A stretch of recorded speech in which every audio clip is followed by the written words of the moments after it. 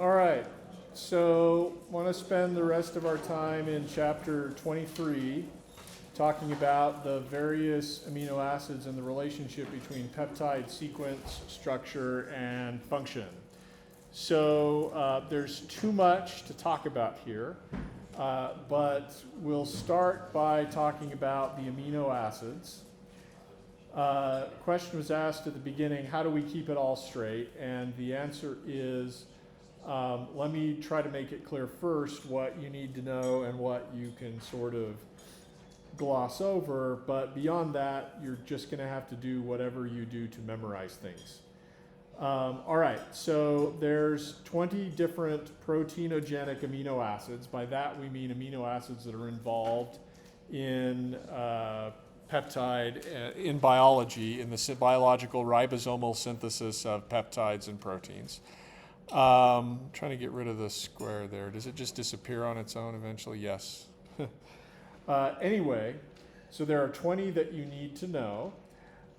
Your text spends some extensive amount of time talking about how when we draw an amino acid like this, and this is glycine, that's its three-letter code, glycine, GLY, or the letter G. I want you to know the name and the one-letter code. The three-letter code is obvious if you know the name, but I want you to memorize the one-letter code, which is sometimes not obvious. You'll also need to know the structure. Now, your text points out that in aqueous solution, if you know that the pKa of the carboxylic acid with an alpha amino group is in the range of 2, and the 20 amino acids have different carboxylic acid pKa's. They vary within plus or minus 0.5 pKa units. Basically 2 is the number there. I don't need you to memorize those numbers. The variation between those numbers is not generally that important in biology. But if you know that the pKa is 2, then it stands to reason that at physiological pH of 7, that should be in its carboxylate form, right?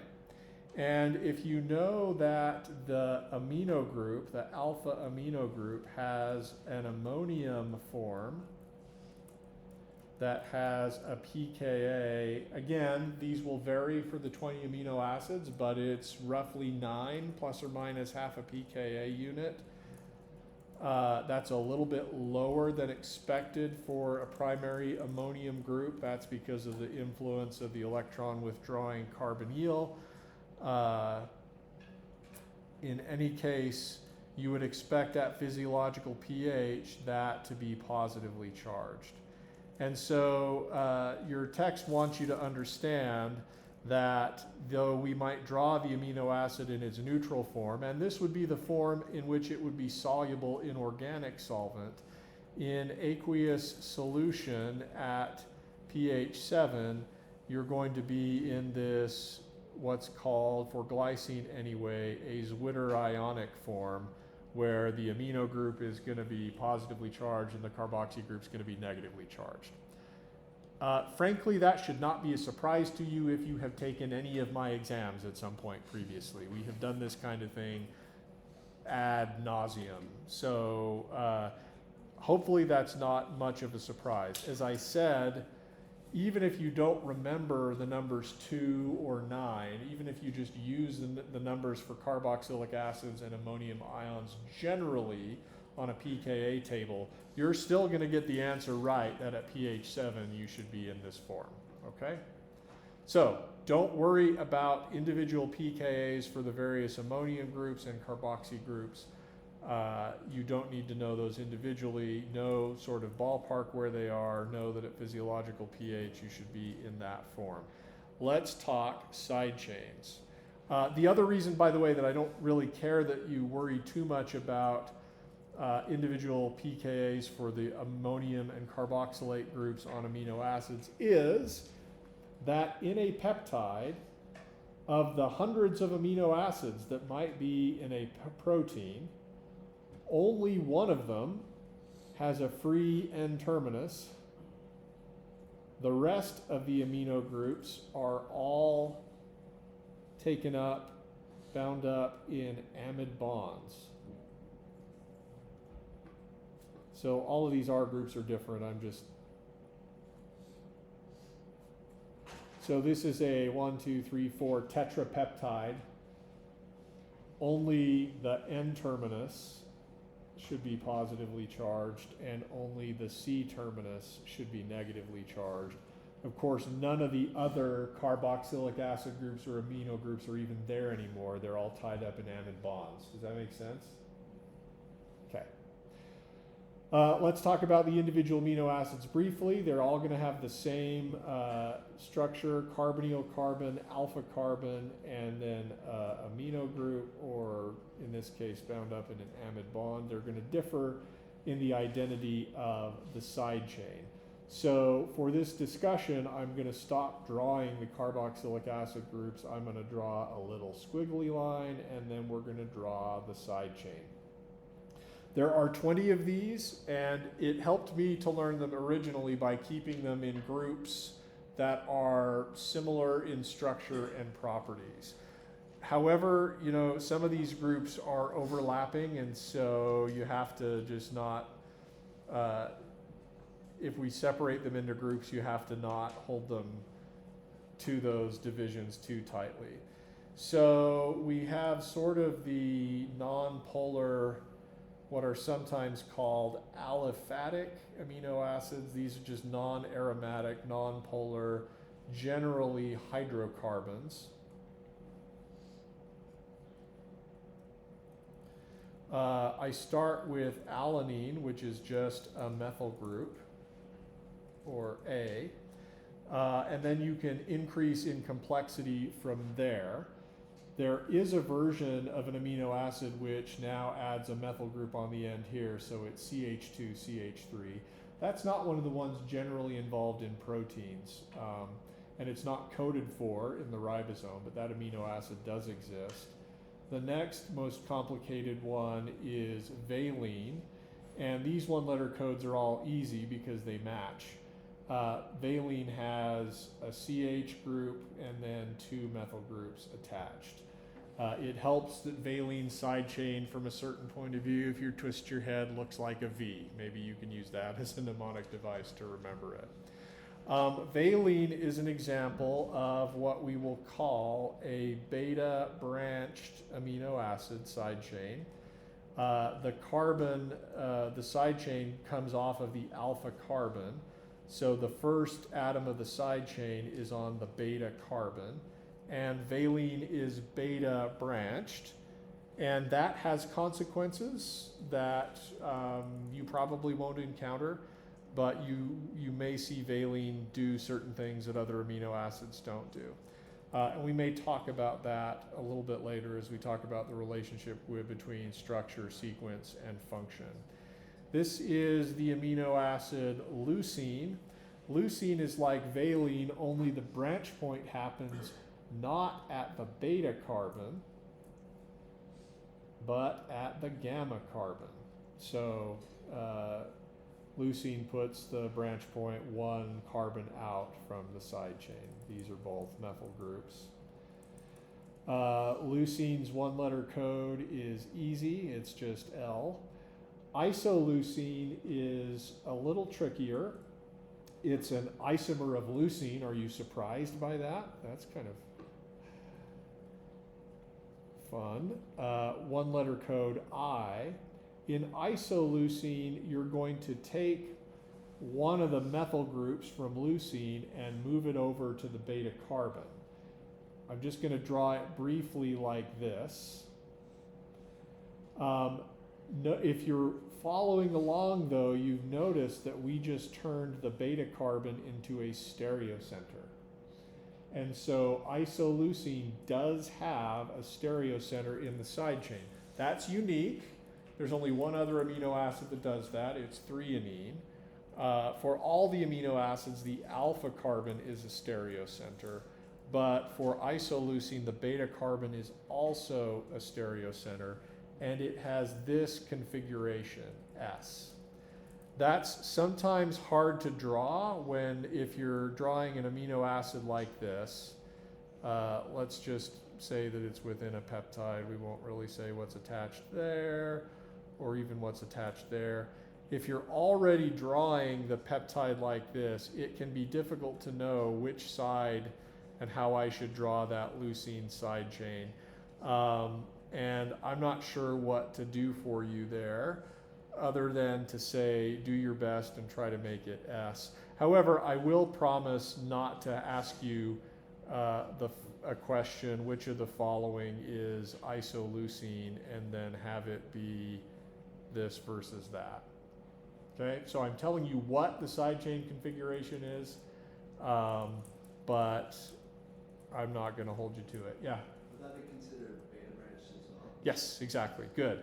Like isoleucine, like valine, is beta branched. You will see isoleucine and valine in similar contexts.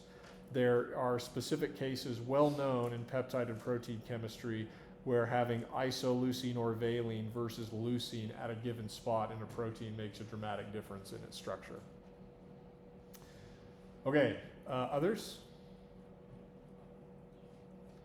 The last one sort of in this group of non-polar, mostly hydrocarbon, is methionine, M. All of these have very easy one-letter codes. The one-letter code corresponds to the first letter of the name.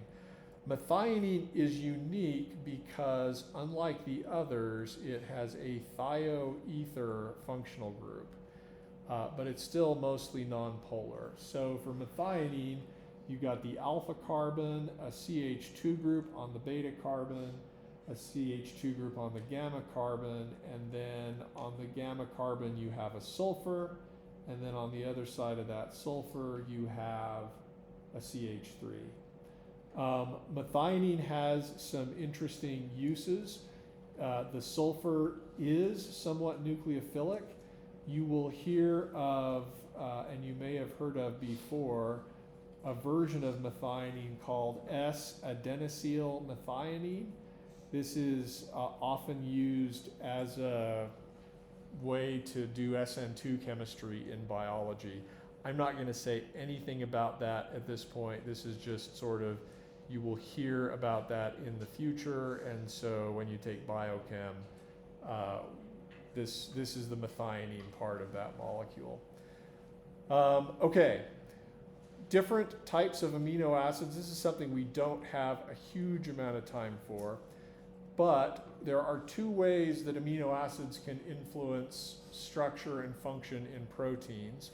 The first is simply in the character of the side chain and its ability to engage in non-covalent interactions with other side chains. So these are mostly, this group is mostly non-polar.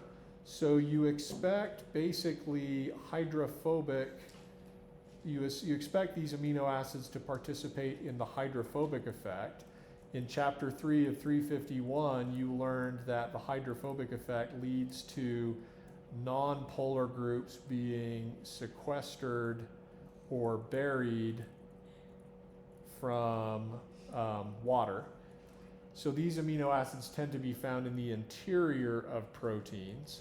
The other non-covalent interaction that they can participate is in dispersion or van der Waals interactions, which are these weak interactions that occur as amino acid side chains get close to each other.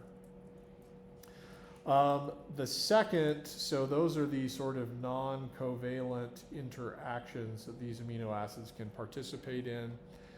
The second way that amino acids influence protein structure and function is that the side chain can change what types of dihedral angles or conformations are preferred about the bonds between the nitrogen and the alpha carbon, and then the bonds between the alpha carbon and the carbonyl carbon. So I just want to pause for a moment. We'll talk about the other amino acids for a moment. And I won't say too much about this, but I do want you to be aware of it, mostly because when I took biochemistry and I learned about it, I really had no idea what they were talking about here. And but later the subject became important to me in my research, and so I just sort of wanted you to be aware of it. So looking at a peptide, and we'll zoom in on this particular amino acid, the bond between the carbonyl carbon and the nitrogen is sort of fixed by the fact that we have resonance between the nitrogen and the carbonyl carbon. I'm not going to draw that resonance structure, you can envision it in your heads, but that should tell you that both the carbonyl carbon and the amide nitrogen are sp2 hybridized, trigonal planar, and that means there are two possible arrangements of the bond between the carbonyl carbon and the amide nitrogen. So,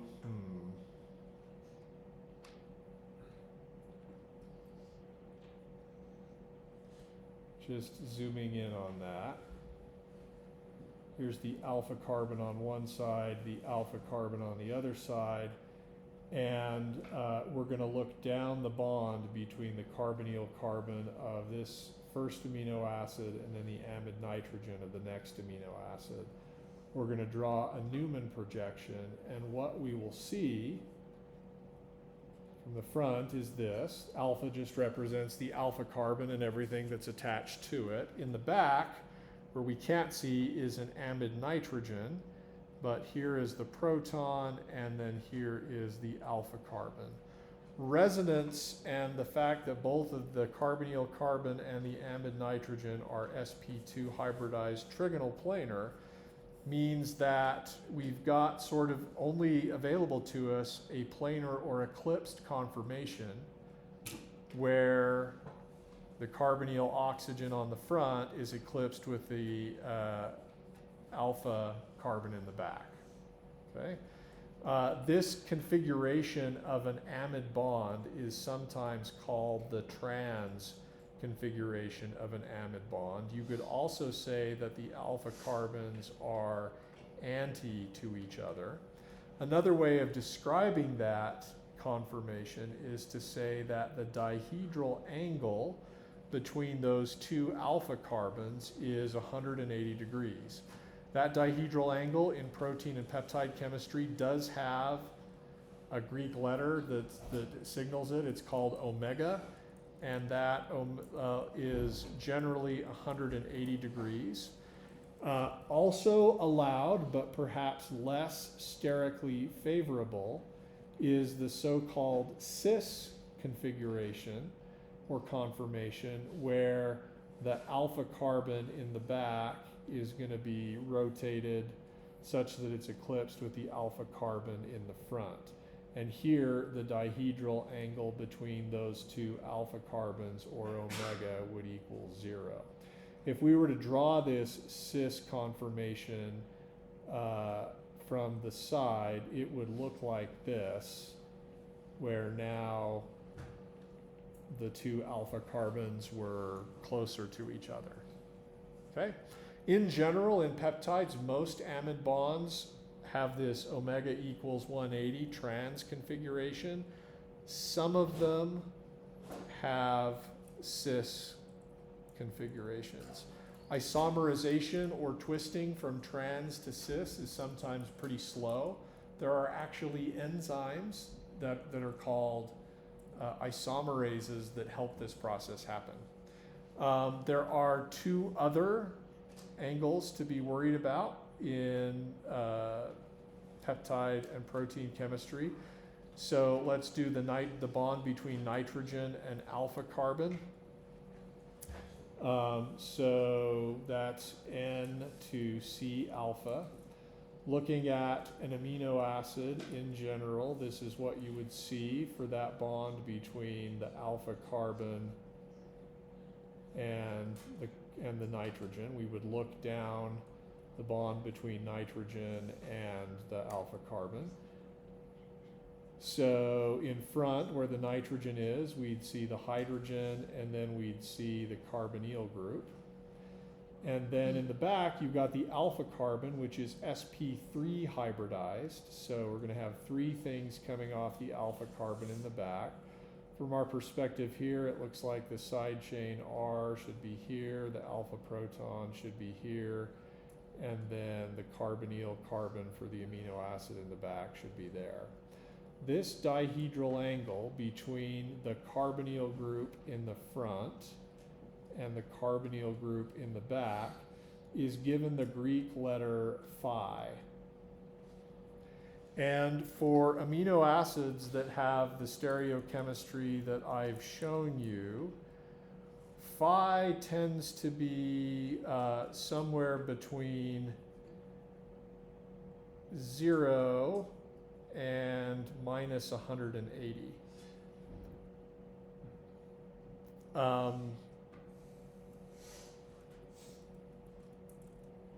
And as to whether it's positive or negative, the math can tell you that. I'm not expecting you to know that.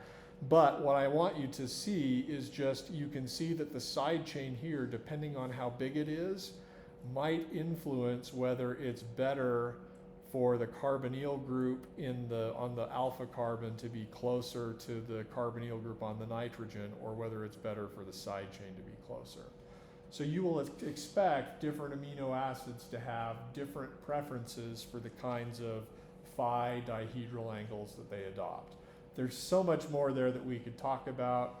If I tell you any more about it, you're going to hate learning about it because it won't be immediately useful to you, and there won't be a clear sort of therefore what on an exam outcome, and so probably we should just move on. I'd really love to say more about it, but that would be self-indulgent, so we're not going to. The bond between the alpha carbon and the carbonyl carbon is similar. Again, we're going to place ourselves looking down this bond between alpha carbon and carbonyl carbon. And what you would see is, here is the alpha carbon in the front.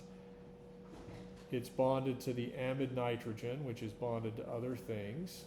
I'm just going to put alpha there so we know that it's the alpha carbon. The side chain would be coming up here and then here. Then in the back, you have the carbonyl carbon, or the carbonyl oxygen, and the amide nitrogen. And the angle between the amide proton, the amide nitrogen on the alpha carbon and the amide nitrogen on the carbon in the back is given the Greek letter psi, which looks like Raphael the Ninja Turtle's weapon, which is also called a psi. And this has values that vary more broadly than the phi value does. Psi can be anywhere from plus 180 to minus 180. And again, different amino acids will have different preferences, and you can see how it's sort of a trade-off. You can get the two nitrogens anti to each other, but then the side chain in the front is going to be close to the nitrogen in the back. Or you could get the nitrogen anti to the amino group in the back, but then the amide group in the front is going to be close to the amide group in the back.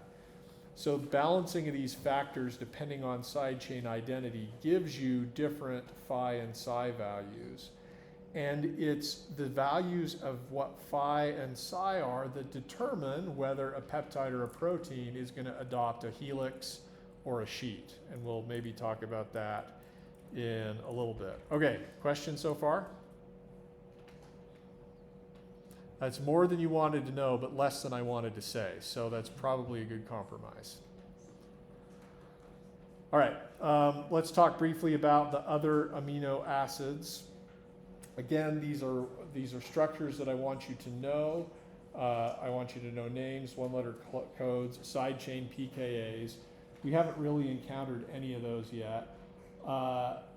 Aromatic amino acids are amino acids whose side chains have aromatic groups on them. The first is phenylalanine. We're going to use the letter P for something else, so we're going to use the letter F for phenylalanine.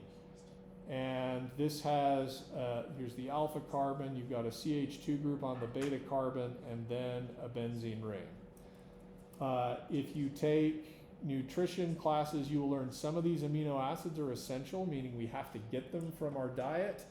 Others we can make ourselves. I'm not going to push you on that knowledge. You can pursue that later in another class if you want to. Closely related to phenylalanine is the amino acid tyrosine.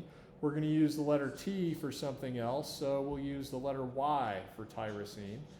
And you've got the alpha carbon, beta carbon, and then a benzene ring. Tyrosine is a phenol. This is our first side chain pKa that you need to worry about, and that pKa is 10. So at physiological pH, you expect it to be neutral, but you could imagine in an enzyme active site, you might see tyrosine act as a nucleophile at some point. Let's see, let's talk tryptophan. Tryptophan is the most complicated of the aromatic amino acids. It's got a functional group that you won't have seen before. So it's a 5-membered ring with a double bond here. Nope, that's wrong, with a double bond here. And then that 5-membered ring is fused to a benzene ring. Quiz time, is that aromatic?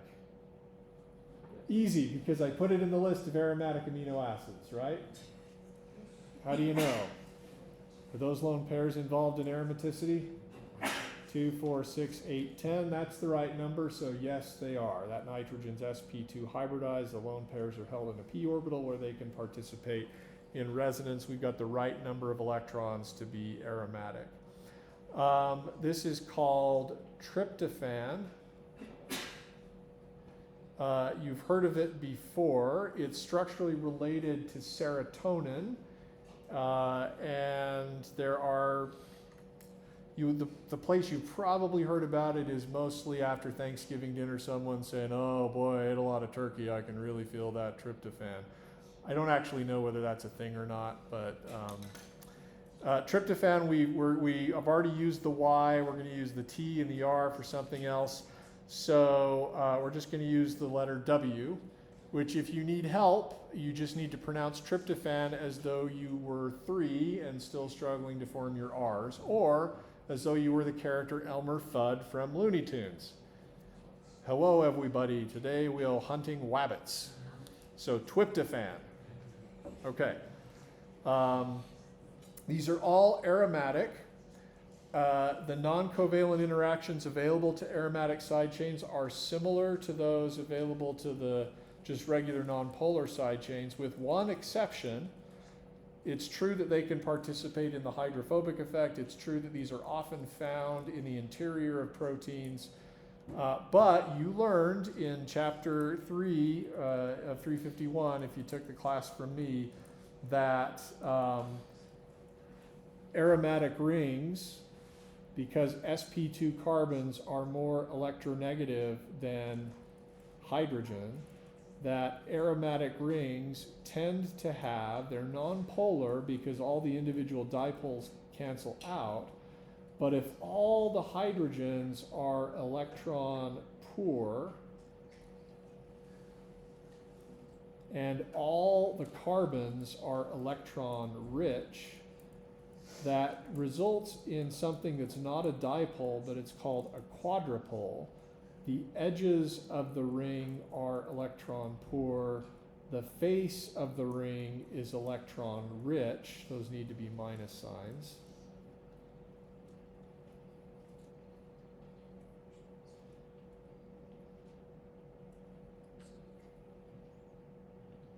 And these can engage in various interactions, which we're just going to call quadrupolar interactions. A cation can sit down on the face of a benzene ring. That's called a cation quadrupole interaction. The edge of one benzene ring that's electron poor can interact with the electron-rich face of another benzene ring. That's called a T-shaped quadrupole interaction. two benzene rings can offset stack each other so that the electron-rich face of one hovers below the electron poor edge of another. That's called an offset stacking interaction. We could talk tons about this, but you will see this kind of thing in proteins. Okay, there's tons more to do and little time. Let's talk about amino acids. Some people will include in the list of aromatic side chains histidine. It is aromatic, but it's more polar than these, and so I haven't included it in the same category. What we'll do next are side chains that can be positively charged. Of course, this will be pH dependent. So on this list is histidine. Histidine looks like phenylalanine, only instead of the benzene ring, you have a 5-membered aromatic ring that has nitrogens in it. And this is called a heterocycle. As you can see, it's aromatic. One of the two nitrogens is more basic than the other. You should be able to tell me which. So beta, gamma, delta. This is the delta nitrogen, and this is the epsilon nitrogen. So which nitrogen is more basic, delta or epsilon? Epsilon. Good. You know that because you counted and saw that these lone pairs are involved in aromaticity, whereas these are in an sp2 orbital orthogonal to the pi system of the ring. So indeed, histidine has a conjugate acid. You will have seen this before on a previous exam. This is the conjugate acid, and it's got a pKa of around 6. That means that at physiological pH, at pH 7, you're mostly in this conjugate base form, but maybe 10% of the conjugate acid. Because of that pKa that's pretty closely matched to physiological pH, you will find histidine acting in acid-base chemistry reactions all the time in enzyme active sites.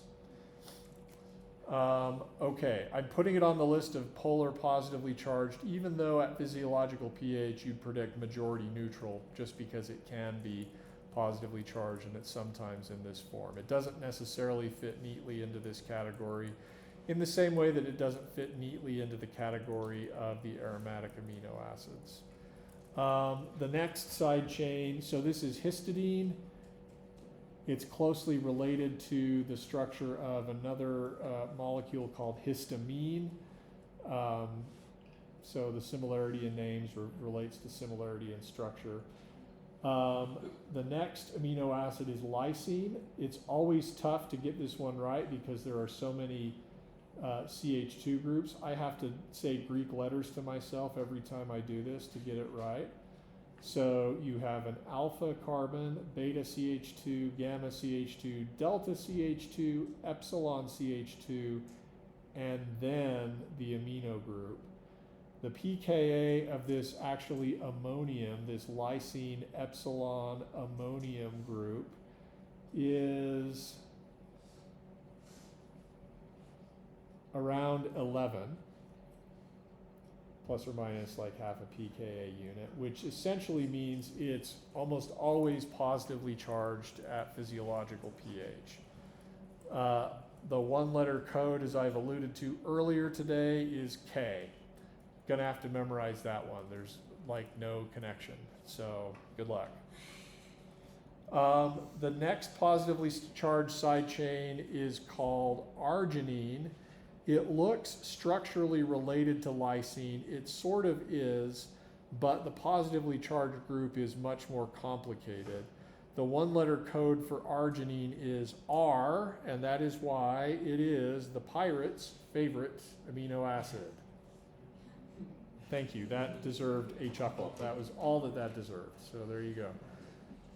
So with arginine, you're going to go a beta CH2 group, a gamma CH2 group, a delta CH2 group, then a nitrogen, but it's not an amino group. Instead, it's this, which looks horrific. That functional group is actually called guanidinium. And the positive charge is delocalized by resonance on all of those nitrogens. I'm going to indicate that with a gray circle. You can see that by resonance, I could put positive charge. I could draw resonance structures where the positive charge is on either of those other nitrogens. The pKa, though, the proton that gets removed is one of these on the positively charged nitrogen that I've drawn. The pKa is 12, which again means at physiological pH it's almost always positively charged. The non-covalent interactions available to these kinds of amino acids are anything that you'd expect. Hydrogen bonding, also what we might call ion pairing or ion-ion or electrostatic interactions. You'd expect lysine to be found nearby, a negatively charged amino acid engaged in a complementary electrostatic interaction. All right. Still cranking through. What else? Okay, let's do the polar negatively charged. There are two of these, or that are often negatively charged at physiological pH. So one is aspartate, or aspartic acid. I'm calling it aspartate because it's found normally in its conjugate base form, so the aspartate reflects that. If you want to call it aspartic acid, that's fine. One letter code here is D. At this point, we got 26 letters of the alphabet to work with, and people are just picking stuff at this point. There's really no connection, so that's one you're just going to have to memorize. Aspartate is, you've got the alpha carbon, then a beta CH2 group, and then on the gamma carbon, you've got a carboxylic acid. And the pKa of that carboxylic acid, I'm showing you it in its carboxylate form. I'll show it to you in its conjugate acid form. The pKa is around 4. So basically at physiological pH, you expect it to be negatively charged. In enzyme active sites, which are sequestered from water, you will sometimes see aspartic acid act as a base. You'll see aspartate act as a base. You will sometimes see the conjugate acid act as an acid. You would expect this to be involved in ion pairs. The next one is called glutamate or glutamic acid. You will have heard of this before if you've ever heard of MSG, which stands for monosodium glutamate. That amino acid actually has a particular taste. It's now called umami, and distinguishing that as different from salty, sour, sweet, and bitter. But it is like aspartic acid, only it has one additional CH2 group in the side chain. So now you're going to have a CH2 on the beta carbon, a CH2 on the gamma carbon, and now on the delta carbon for glutamate, you've got the carboxylate group. The pKa of its conjugate acid, like that of aspartate, is also 4. So at physiological pH, you expect this to be negatively charged. Again, you expect this to participate in ion pairing and hydrogen bonding. The most difficult thing here is going to be to probably remember which of the ones has the carboxylic acid on the gamma versus the delta carbon. So that's probably going to be a challenge to memorize. Also difficult that the one-letter codes really have nothing to do with the names. I suppose you could memorize that glutamate ends in E, and therefore its one-letter code is E, but aspartate ends in E too, so what are you going to do? D comes earlier in the alphabet than E, and aspartate is shorter than glutamate. I don't know. Figure it out. Okay, So we've got two more categories of amino acids here. We've got polar but generally neutral at physiological pH. So in no particular order, we have serine, which is just the alpha carbon here, a beta CH2 group, and an OH. The side chain pKa is not listed in your text because it's high enough that serine is not usually negatively charged at physiological pH. The pKa for a regular alcohol should be around 16, and it is. Thankfully, we're back to sanity. The one-letter code for serine is S. Threonine is like serine, only we're going to add a methyl group to the beta carbon, making it a stereocenter. Threonine is therefore also beta branched, and you will see it in some similar structural contexts to valine. Unlike valine, though, you've got the OH group, which has a pKa of 16. Let's see. Also in our polar but neutral group, we'll include cysteine.